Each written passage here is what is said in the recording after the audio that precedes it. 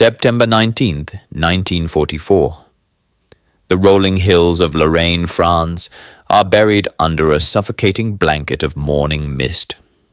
Through the white haze, the ground trembles with the heavy, rhythmic clanking of steel tracks. A column of Panther tanks, the pride of the Wehrmacht, moves slowly forward, their 75mm barrels hunting for targets in the gloom. Inside the lead tank, the crew is confident. They are fresh, their machines are factory new, and they have been told the Americans ahead are scattered, disorganized, and driving vehicles made of tin. Suddenly, the fog erupts. A high-velocity crack splits the air, followed instantly by the screech of tearing metal. The lead Panther shudders violently, smoke pouring from its hatches before the crew even registers the impact. There is no muzzle flash to mark the enemy, no silhouette of a heavy tank to return fire against. There is only the mist and the terrifying realization that the hunters have just walked into a trap set by ghosts. This was the moment the myth of German armored superiority collided with a new lethal reality. August 1944. The roads of northern France are a blur of olive drab and rising dust. For weeks, the United States Third Army, commanded by the tempestuous Lieutenant General George S. Patton, has been conducting a masterclass in mechanized warfare. Following the breakout from the hedgerows of Normandy, Patton's forces have not just advanced, they have rampaged. They have swept across the French countryside at a pace that has stunned both the German High Command and the Allied leadership in London and Washington. The German front has collapsed. The Wehrmacht is retreating in disarray, abandoning equipment, command posts, and cohesion in a desperate bid to reach the safety of the German border. To the average American tanker, the war seems to be nearing its end. There is a feeling of invincibility in the air, fueled by the rushing wind and the liberating cheers of French villagers in every liberated town. The Sherman tanks, often criticized for their lack of armor compared to their German counterparts, are proving their worth in a different metric: reliability and speed. They are pushing east so fast that their maps are becoming useless. Officers are navigating by Michelin tourist guides. The momentum is undeniable. It feels as though nothing can stop the drive toward the Rhine River and into the heart of the Reich itself, but something does stop them. It is not German steel, nor a fortified defensive line. It is physics. By early September, the Allied supply lines have stretched to the breaking point. The Red Ball Express, the massive truck convoy system designed to ferry supplies from the Normandy beaches to the front, cannot keep pace with Patton's thirst for gasoline. A singular armored division on the move consumes hundreds of thousands of gallons of fuel a day. On August 31st, the fuel gauges drop to 0. The engines of the Third Army sputter and fall silent. The great pursuit grinds to a halt just west of the Moselle River in the Lorraine region. The silence that falls over the American lines is dangerous. A mechanized army without fuel is nothing more than a collection of stationary steel targets. The momentum that served as their primary defense, the sheer speed that kept the enemy off balance, is gone. The troops dig in, they perform maintenance on their tracks. They wait for fuel trucks that are diverted north to support Field Marshal Montgomery's ill-fated Operation Market Garden. For the men of the U.S. 4th Armored Division, the spearhead of Patton's army, the pause is agonizing. They are sitting ducks in open country, dangerously close to the German border with empty tanks and dwindling ammunition. Across the lines, the mood is radically different. In the Wolf's Lair, Adolf Hitler studies the situation map with a manic intensity.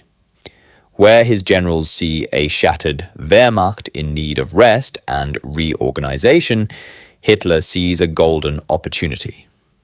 He interprets the Allied halt not as a logistical necessity, but as a sign of exhaustion and overextension. He believes the Americans have outrun their air cover and their artillery support. In his mind, the flank of Patton's army is exposed, soft and ripe for a catastrophic blow. The German High Command begins to plot a counteroffensive. They are not interested in a simple defensive hold. They want to cut off the Third Army's spearheads and destroy them in detail. To do this, they cannot rely on the battered remnants of the units retreating from France. They need something new. They need a force that has not been infected by the defeatism of the Normandy campaign.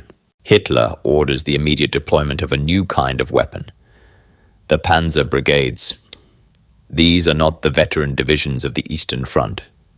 They are ad hoc formations, raised in haste, designed for shock and awe. They are given the best equipment German industry can produce, prioritized above all other units. But in the rush to field them, a critical flaw is baked into their creation, one that will prove fatal in the fog of Lorraine. The stage is set for a collision between a stationary, fuel-starved American force and a brand new German hammer that believes it is unbreakable. The instrument chosen to deliver this knockout blow is the 113th Panzer Brigade. On paper, it is a terrifying force. Unlike the standard panzer divisions, which have been bled dry by years of war, the 113th is flush with the finest hardware in the German inventory. Its core strength lies in a battalion of 42 Panther tanks, the Mark V. These are 45-ton Predators, boasting thick, sloped frontal armor that is virtually impervious to standard Allied guns. Their high-velocity 75mm KWK-42 cannons can kill a Sherman from 2 kilometers away, long before the American tank can even get within effective range. To a statistician in Berlin, the 113th is an unstoppable juggernaut. But warfare is not fought on paper. In their desperation to field these brigades quickly, the German High Command has committed a cardinal sin. They have sacrificed training for speed. The crews manning these formidable machines are a patchwork of raw recruits, drafted Luftwaffe ground personnel, and older reservists. Many of the drivers have only had a few hours of practice behind the wheel. The gunners have barely fired live ammunition. The commanders, pulled from officer cadet schools, understand the theory of armored warfare, but have never smelled the cordite of a real battlefield. They are strangers to one another, thrown together in brand new tanks that still smell of factory paint. They are sent into battle with rigid, inflexible orders. The German doctrine for these new brigades relies on shock, massing the tanks in a tight wedge and ramming them down the enemy's throat. It is a tactic born of the Eastern Front, designed to crush Soviet infantry waves. But it requires precise coordination, radio discipline, and veteran intuition, qualities the 113th simply does not possess. They are a glass hammer, heavy and dangerous, but brittle. One hard strike in the wrong place could shatter them. Opposing them is the U.S. 4th Armored Division. They call themselves the Breakthrough Division, but the Germans will soon give them a different name: Roosevelt's Butchers. These men have been fighting non-stop since July. They are exhausted. Their uniforms are caked in grease and mud, and their tanks are battered. But unlike the Germans, they function as a single, lethal organism. They know the sound of each other's voices over the radio. They know exactly how their machines handle in the mud. They have learned, through the brutal tuition of the hedgerows that survival depends not on armor thickness, but on seeing the enemy first and shooting faster. As mid-September arrives, the weather turns. The bright summer skies of France vanish, replaced by heavy rains and a dense, clinging fog that rolls off the Moselle River. The visibility drops to near zero. The long sight lines that the German Panthers rely on to utilize their superior range are erased. The technological advantage of the 113th Panzer Brigade is nullified by the climate. The stage is set for a blind collision in the mist, where reaction time will matter more than ballistics, and where the paper tanks of the Americans will find their perfect hunting ground. To understand the catastrophe that was about to unfold, one must first look at the machines themselves. The German Panther, the Mark V, is a masterpiece of lethal engineering. Sitting on the battlefield, it looks less like a vehicle and more like a mobile fortress. It weighs 45 tons, nearly 15 tons heavier than the standard American Sherman. Its frontal armor is 80 millimeters thick and sloped at a 55-degree angle, giving it an effective thickness that can bounce Allied shells all day long. Its main gun shoots a projectile at such high velocity that it arrives at the target almost instantly, with a flat trajectory that makes aiming at long distances frighteningly easy. In a head-on duel on a flat plane, a Panther is statistically guaranteed to win against almost anything the Americans can field. It is designed to dominate the horizon, to kill from safety, to be the king of the battlefield. Opposing this behemoth is the M18 Hellcat. If the Panther is a fortress, the Hellcat is a hot rod.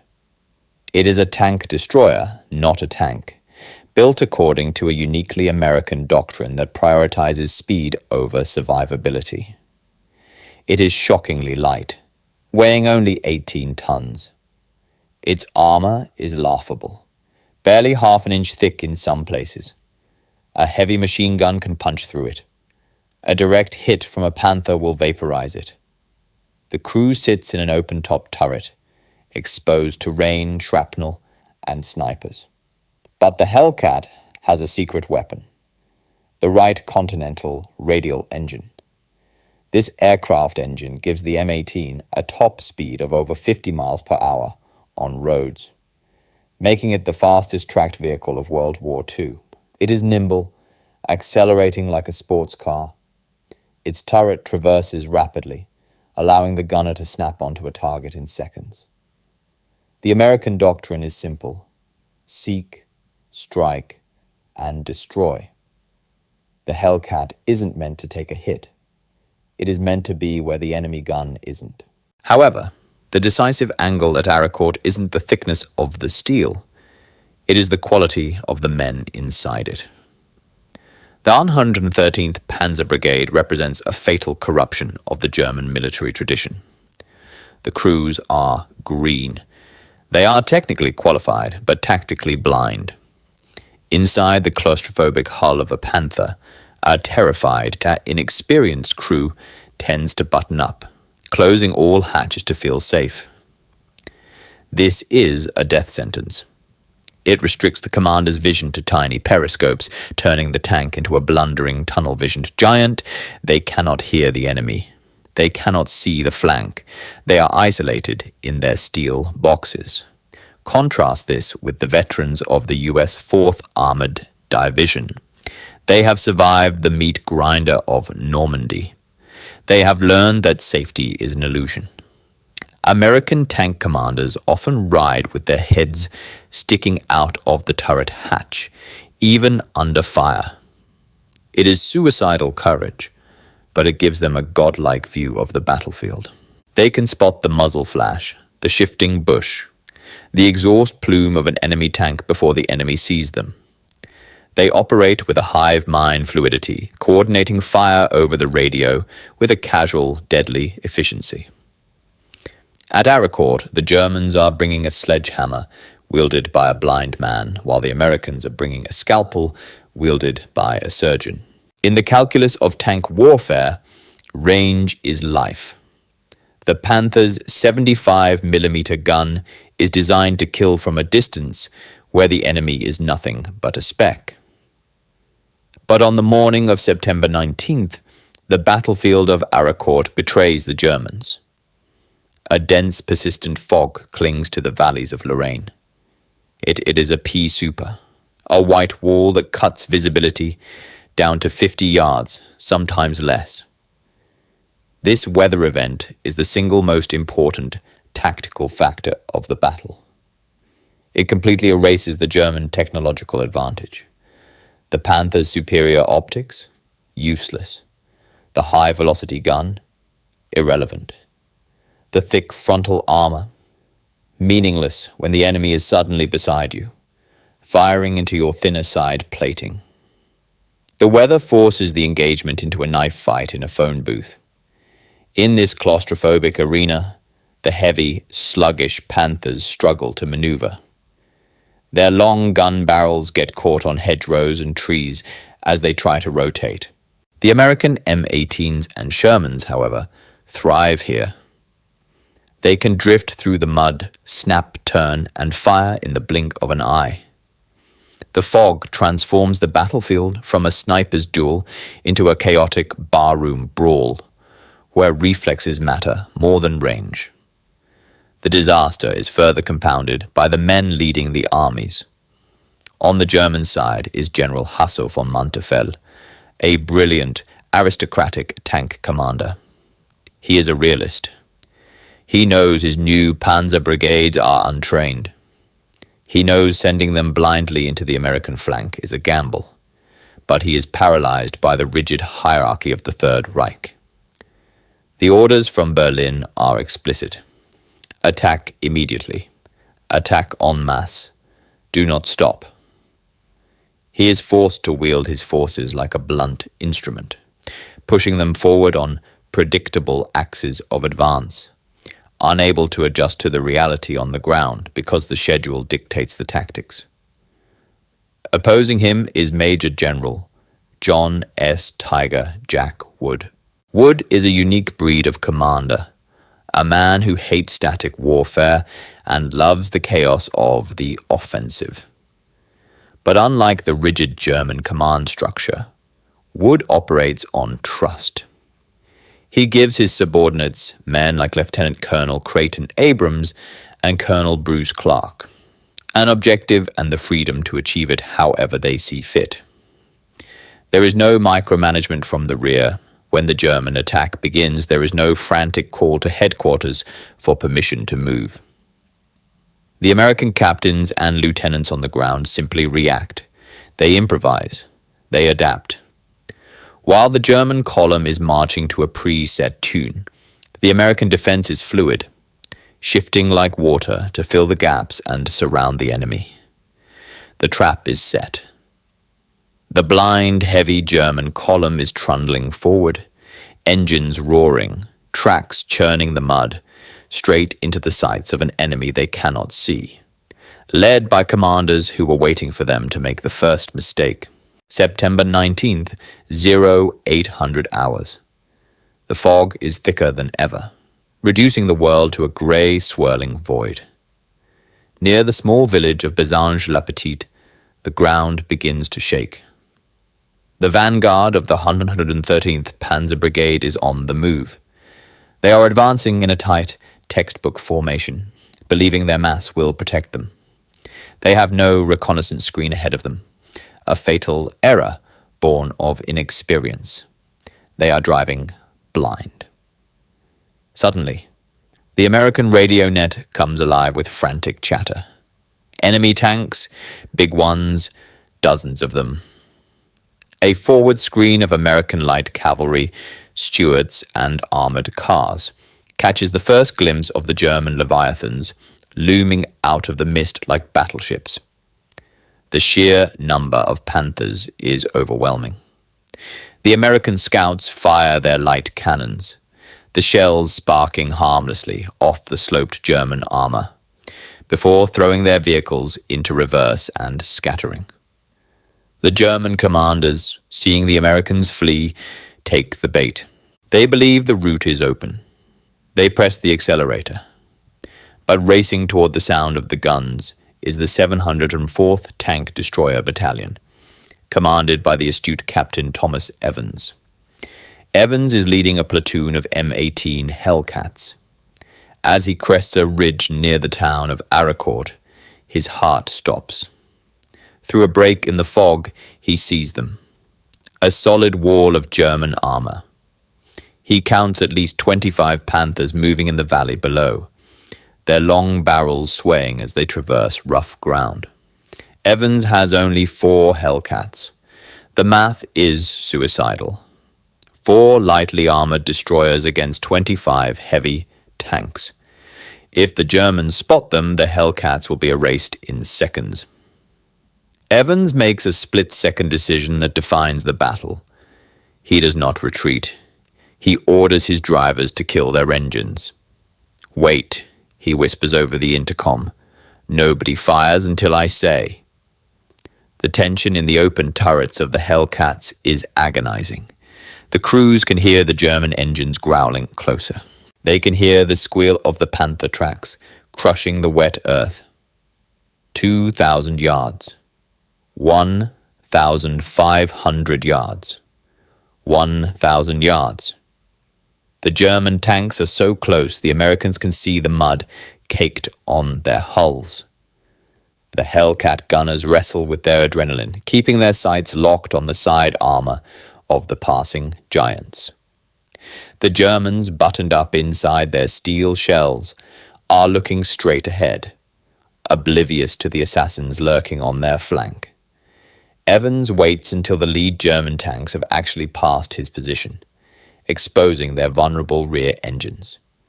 He is letting the enemy walk right past him. It is a gamble of terrifying proportions. If just one German commander turns his head, it's over. Finally, the range drops to point blank. Evans keys his mic. Fire. The valley erupts. 4 76mm guns roar in unison. The high-velocity shells slam into the flanks and rears of the German column. The effect is instantaneous and catastrophic. The lead Panther explodes, its ammunition rack detonating with a force that shears the turret clean off the hull. The second tank in line bursts into flames, turning into a rolling funeral pyre. Inside, the remaining Panthers' panic takes hold.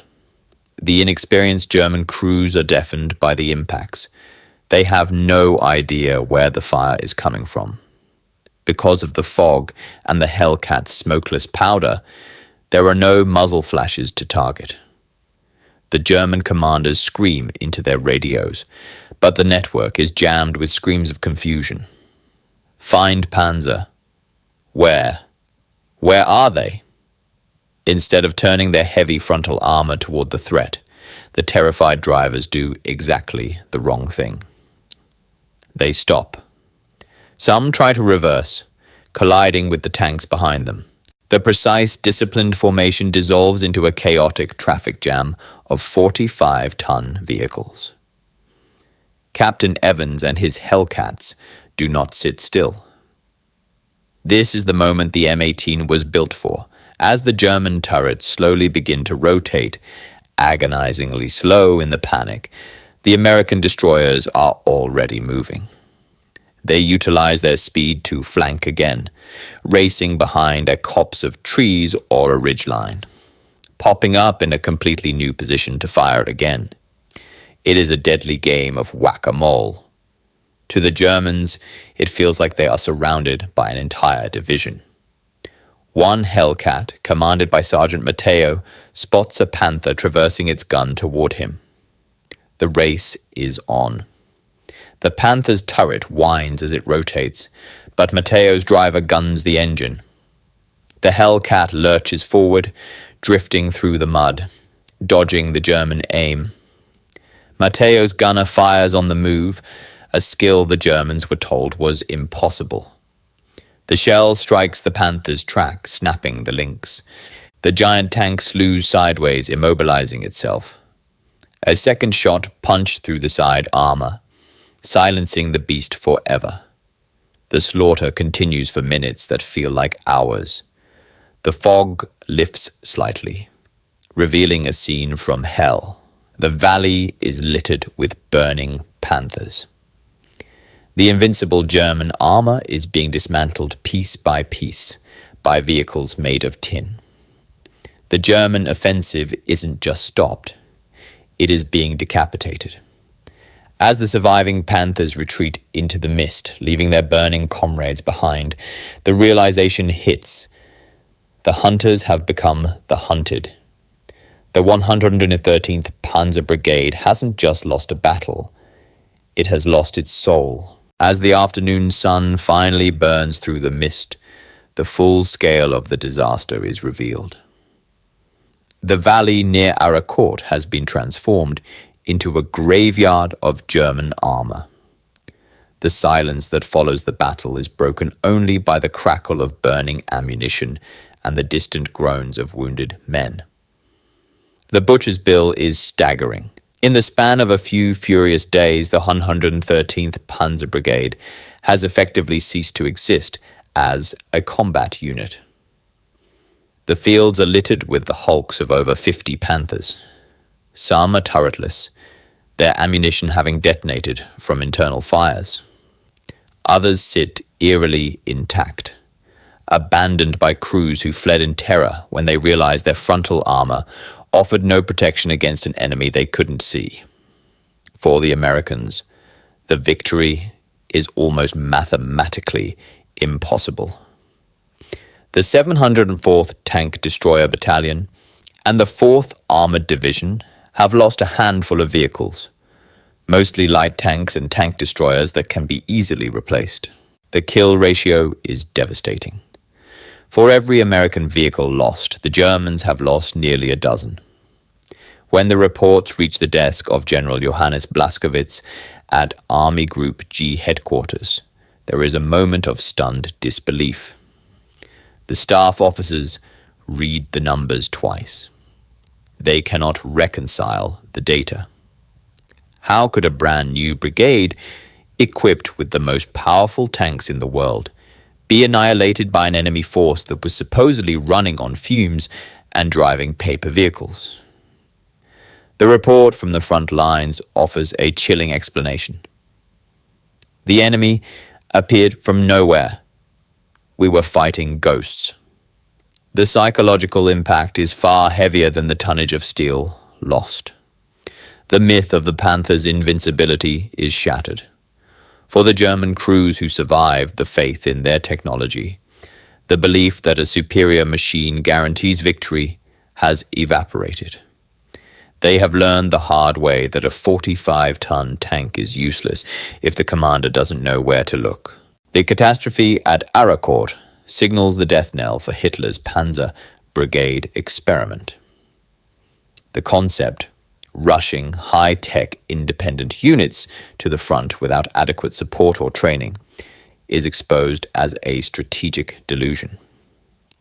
The German High Command quietly dissolves the remaining brigades or absorbs their shattered remnants into the older, battered panzer divisions. They learn a bitter lesson that will haunt them for the remainder of the war. You can mass-produce steel, but you cannot mass-produce experience. For General Patton and the Third Army, Arracourt is the lock that secures the door. The counter-offensive that was supposed to sever the American supply lines and isolate the spearhead has failed. The soft flank that Hitler dreamed of exploiting has proven to be a wall of granite. With the German armor decimated, the immediate threat to Patton's right is removed. The Third Army, though still critically low on fuel, is now safe to consolidate its gains. The pause at the Moselle does not turn into a rout. It becomes a springboard. Moreover, the battle vindicates the training of the American tanker. It proves that the paper tank, the M18 Hellcat, is not a suicide machine, but a precision instrument in the hands of a master. The U.S. Army's doctrine of combined arms, of flexibility, and of initiative at the lowest level has triumphed over the rigid, top-down dogma of the Wehrmacht. The Germans brought a sledgehammer to a duel. The Americans brought a rapier, and they knew exactly where to thrust. As the wrecks of the Panthers smolder in the French rain, a quiet realization settles over the Allied commanders. They have met the best the enemy has to offer, their heaviest armor, their newest guns, and they have beaten it. The road to the German border is still long and bloody, but the fear of the invincible German tank is gone. Today the hills around Arracourt are silent. The scars of the tank tracks have long since been ploughed over by French farmers, and the burning hulks of the Panthers have been scrapped or dragged away to museums. But the lesson of those foggy September days remains as sharp as the shrapnel that once filled the air. The Battle of Arracourt stands as a permanent rebuke to the seduction of technology in warfare. It is a case study that disproves the idea that superior specifications on a blueprint guarantee victory on the battlefield. On paper, the German 113th Panzer Brigade should have crushed the American defenders. They possessed the wonder weapons that Hitler believed would save the Third Reich. Tanks with thicker armor, bigger guns, and better engineering. They were the masters of the mechanical realm. But war is not fought in a wind tunnel or a firing range. It is fought in the mud, the fog, and the terror of the moment. The Germans forgot that a tank, no matter how advanced, is only as effective as the crew inside it and the system that supports it. They placed their faith in the strength of the steel, while the Americans placed their faith in the flexibility of the mind. The paper tanks, the thin-skinned M18 Hellcats, and the battered Shermans triumphed not because they were better machines, but because they were wielded by better soldiers. They proved that speed, initiative, and the courage to close the distance are worth more than millimeters of tungsten and chromium. The 58 destroyed Panthers serve as a grim monument to a military truth that is often forgotten. There is no weapon so powerful that it can compensate for blindness, and no armor so thick that it can protect against a more determined enemy. In the end, the Battle of Arracourt was not decided by the factories of the Ruhr or the assembly lines of Detroit. It was decided by the men who looked through the sights, saw the giants emerging from the mist, and chose not to run.